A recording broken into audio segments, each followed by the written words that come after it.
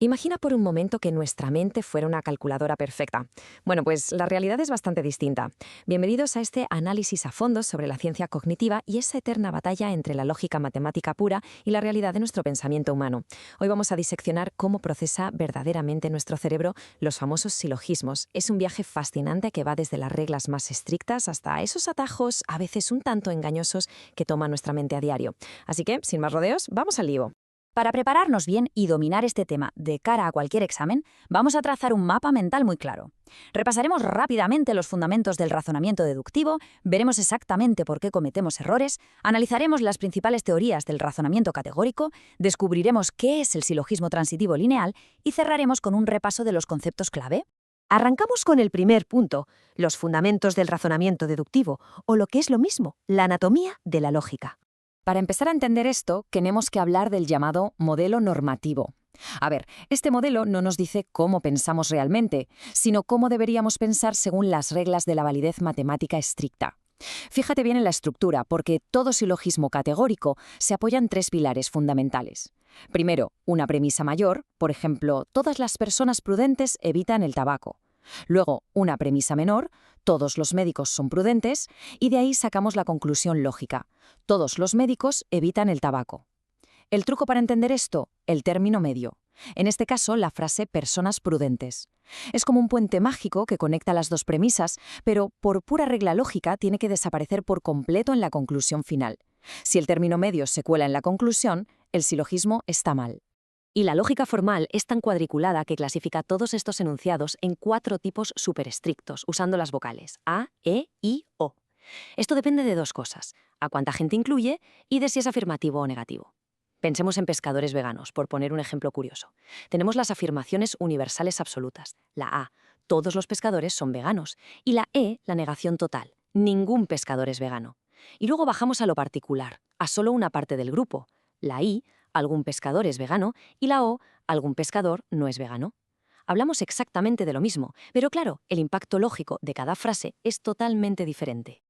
Y aquí viene un dato alucinante que demuestra lo implacable que es la lógica pura.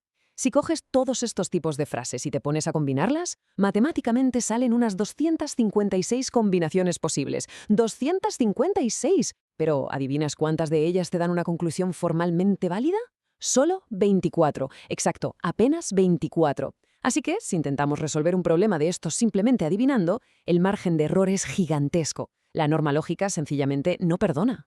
Pasamos ya al segundo bloque. ¿Por qué cometemos errores? Vamos a adentrarnos en esa fascinante falla humana.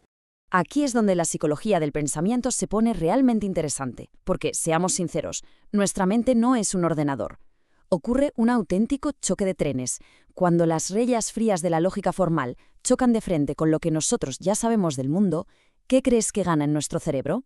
¿Se respeta la matemática pura del argumento o nos dejamos llevar por lo que nos resulta familiar y cómodo? Pues agárrate, porque la respuesta te va a sorprender. Los investigadores Evans y su equipo demostraron que un abrumador 80% de las personas aceptará una conclusión simplemente porque suena creíble, tirando por la ventana todas las reglas de la lógica formal. A esto se le llama el sesgo de creencia, y es un concepto de examen importantísimo.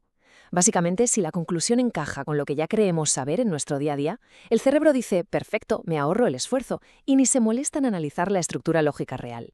Pero cuidado, porque no solo nos traicionan nuestras creencias, nuestra mente cae en otras trampas mecánicas muy curiosas. Por ejemplo, el famosísimo efecto atmósfera. Esto ocurre cuando el tono gramatical de las premisas nos contagia. Si las frases contienen negaciones, nuestro cerebro, por pura inercia, tiende a soltar una conclusión negativa, sea lógica o no. Simplemente nos dejamos llevar por el ambiente de la frase. Y luego está un error clásico, la conversión ilícita. Es ese espejismo cognitivo donde creemos que podemos darle la vuelta a una frase y significa lo mismo. Pensar que como todos los humanos son mortales, obligatoriamente todos los mortales tienen que ser humanos. Error absoluto. Pero resulta que nuestro cerebro tropieza en esa piedra constantemente. Vamos con la tercera sección, las teorías del razonamiento categórico. Ha llegado el momento de explicar paso a paso la mecánica interna de nuestra mente. Para entender por qué tropezamos tanto, los científicos cognitivos se han devanado los sesos creando modelos que intentan mapear los engranajes de nuestra deducción.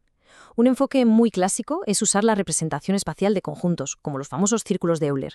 Básicamente, la teoría dice que nuestra mente intenta dibujar círculos imaginarios para ver si los grupos de cosas se cruzan, se superponen por completo o no tienen nada que ver. Es la forma visual que tiene el cerebro de procesar que algún A es B, imaginando gráficamente esa zona donde dos conjuntos se tocan. El problema, claro está, es que imaginar un montón de círculos moviéndose e intersecándose en la cabeza agota a cualquiera. Requiere barajar demasiadas combinaciones simultáneas.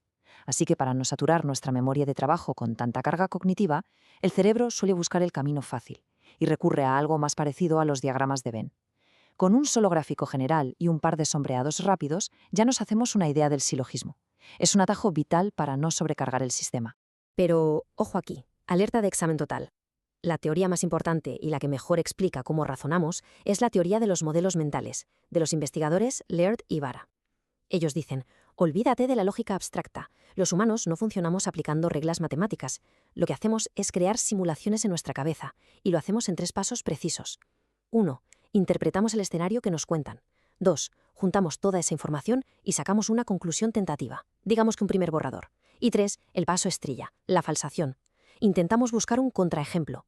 Si nuestra mente no encuentra ninguna alternativa que rompa esa conclusión inicial, la da por válida. Y si encuentra un fallo, pues toca volver a empezar el proceso de cero. Avanzamos al punto 4, el silogismo transitivo lineal. Vamos a dar un paso más y mirar un poco más allá de las categorías. Dejamos a un lado eso de meter cosas en grupos o conjuntos y pasamos a ponerlas en fila.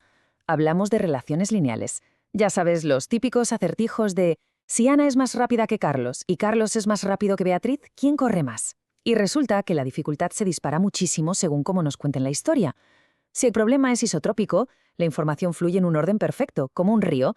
Ana gana a Carlos, Carlos gana a Beatriz, pan comido.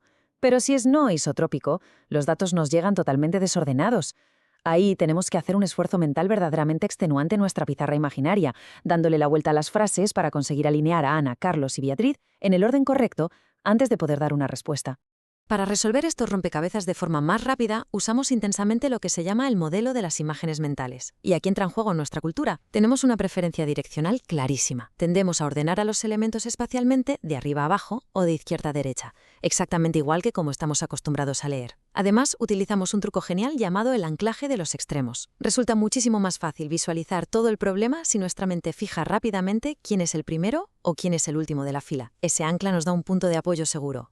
Como alternativa, tenemos el modelo lingüístico, que nos dice que el gran obstáculo no es tanto visual o espacial, sino que reside en las propias palabras.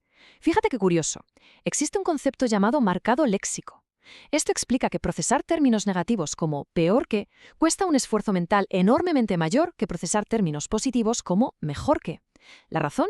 Pues porque para entender la palabra peor, tu cerebro primero tiene que hacer el esfuerzo de asumir que ambas cosas son malas por defecto. Eso añade una carga de procesamiento extra que agota nuestra memoria de trabajo. Entramos ya en la última parte, la sección 5, el repaso clave. Vamos a sintetizar todo este conocimiento para asegurarnos de que quede perfectamente claro. Si hay algo absolutamente fundamental que necesitas llevarte hoy de este análisis, es este contraste brutal que vemos en la matriz. Por un lado tenemos el modelo normativo, la lógica pura, fría, basada en una validez matemática estricta y a la que le da completamente igual el contexto de la situación.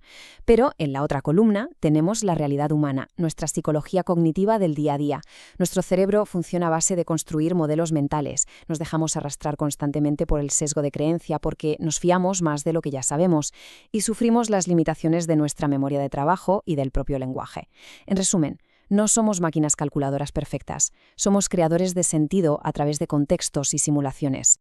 Y sabiendo todo esto, conociendo lo facilísimo que es que un simple cambio gramatical active el efecto atmósfera en nuestra cabeza, o cómo el sesgo de creencia puede echar por tierra la deducción más brillante y perfecta, nos queda una reflexión final. Resulta inevitable cuestionarnos, de todas las decisiones que tomamos cotidianamente, ¿cuántas están verdaderamente basadas en una deducción pura y estrictamente lógica? ¿Y cuántas son, en el fondo, reconfortantes ilusiones de nuestra psicología? Sin duda, una pregunta excelente para seguir dándole vueltas a los fascinantes misterios de nuestra propia mente.